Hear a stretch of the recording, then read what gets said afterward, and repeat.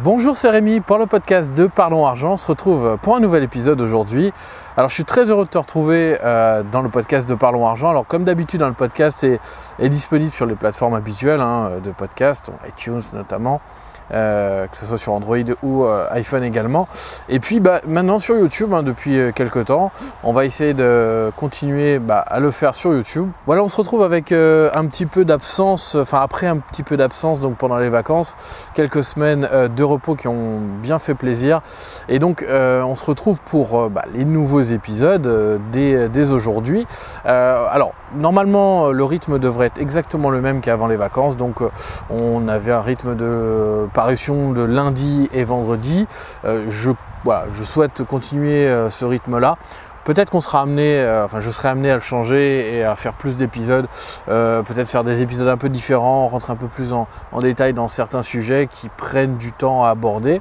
Et donc ce sera peut-être le cas à l'avenir. En tout cas, voilà, on se retrouve assez régulièrement pour traiter l'actualité et puis continuer à aborder tous les sujets qui nous passionnent autour de l'investissement notamment.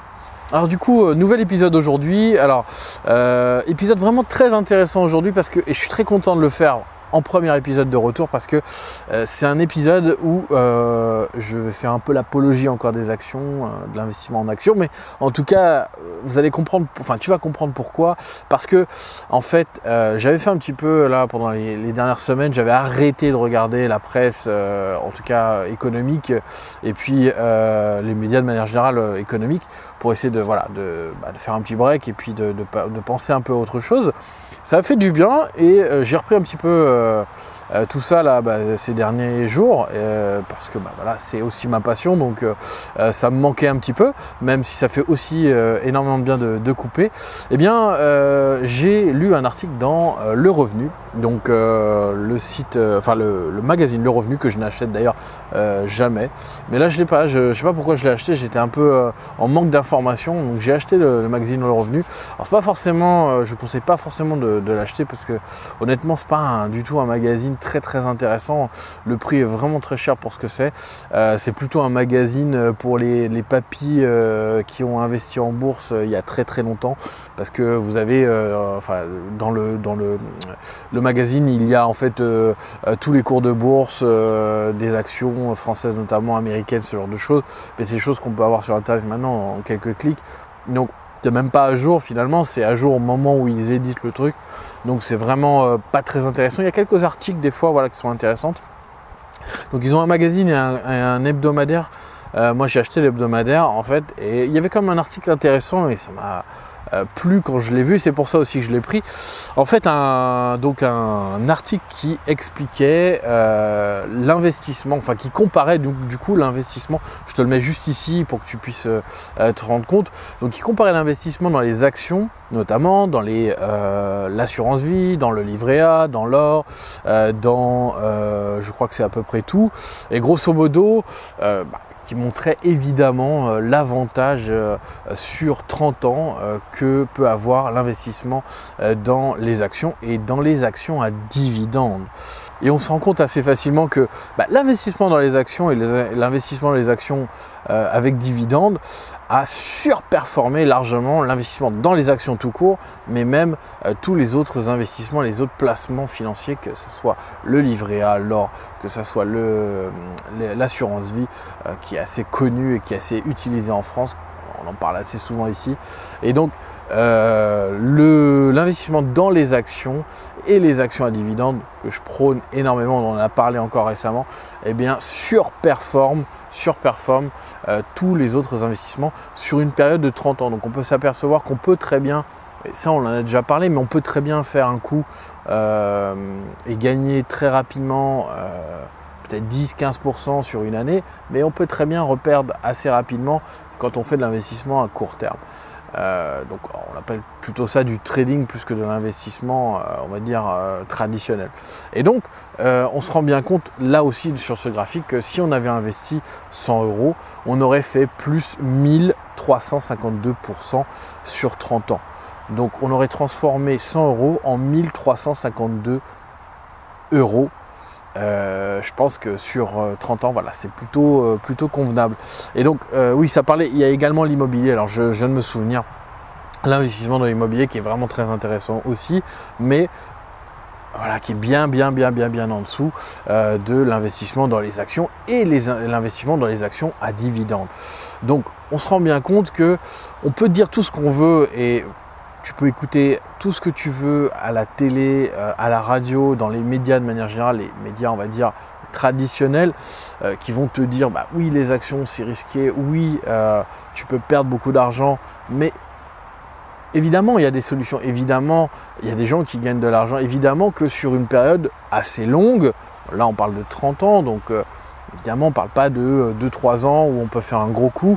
De toute façon, les gros coups, ça marche une fois et généralement, bon, la deuxième ou la troisième fois, tu te casses la gueule.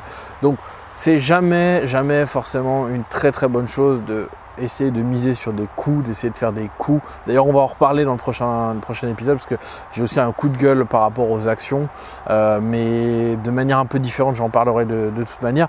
Mais vraiment, ce qui me fait plaisir, voilà, dans cet article. Alors, évidemment, c'est un magazine économique, donc forcément, il a intérêt à te pousser à passer à l'action, à acheter des actions, mais de toute manière, ce sont des chiffres, ce sont des faits, donc ça parle par eux-mêmes.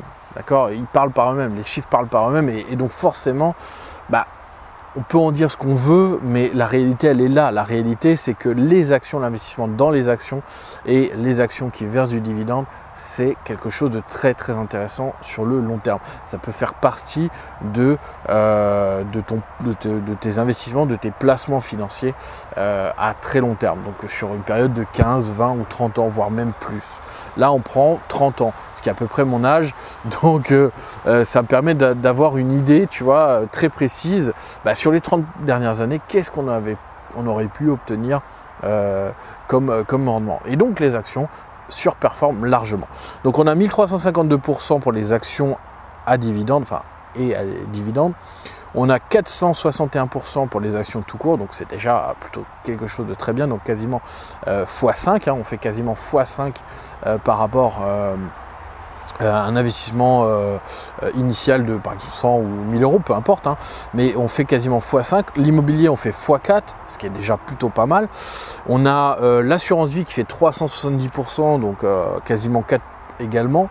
Donc l'assurance vie était plutôt un bon investissement, je pense, ces dernières années, ces 10-15 dernières années.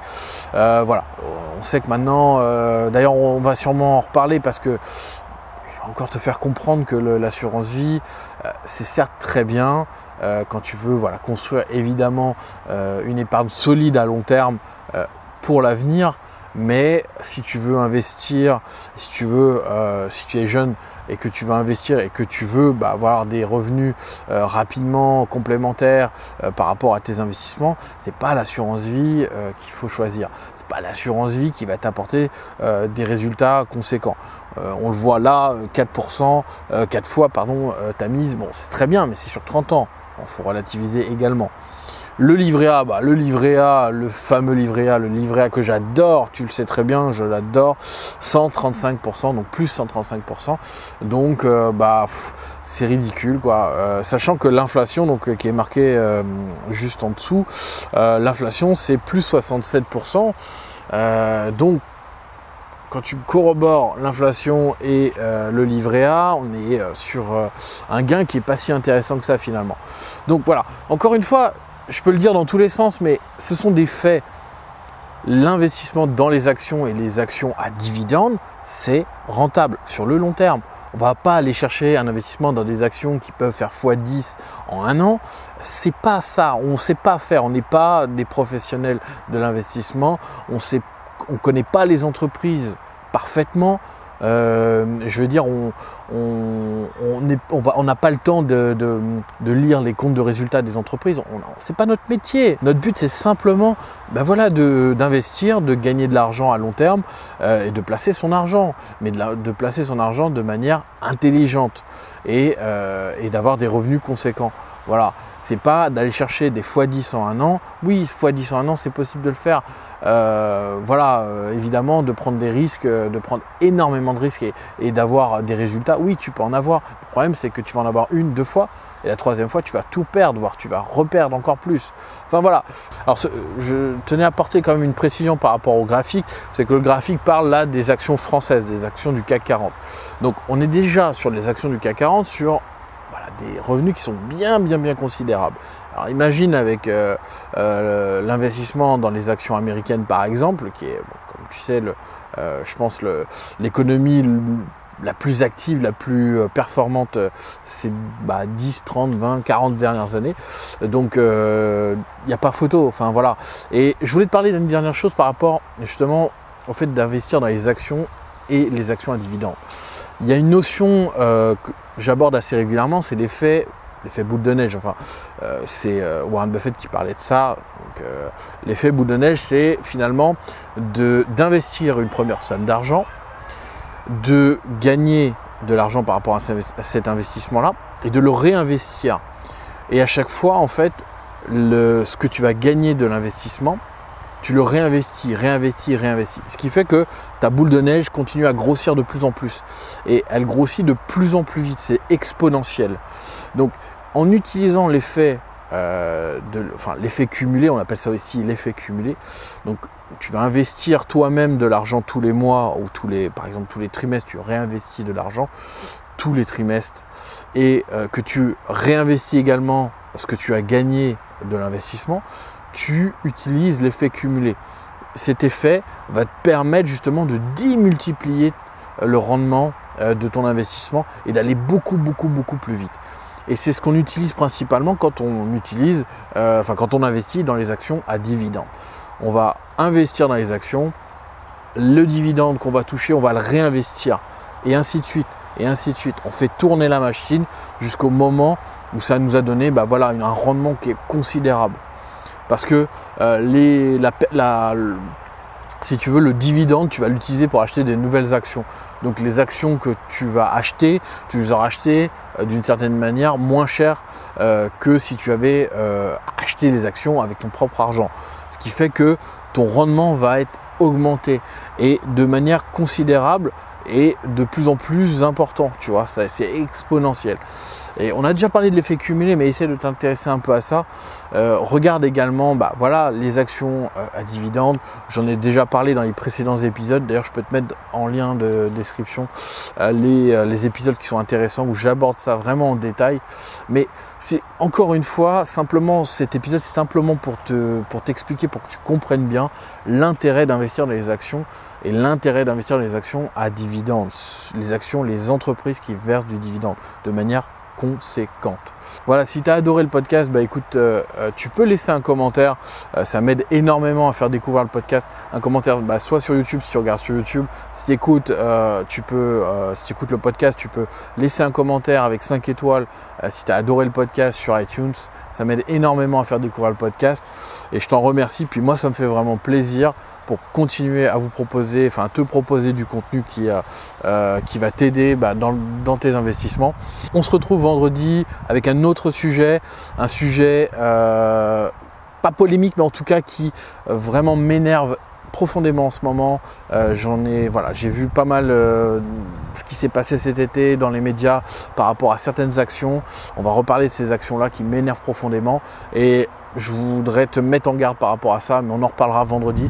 Donc on se retrouve vendredi et je te dis à bientôt. Ciao!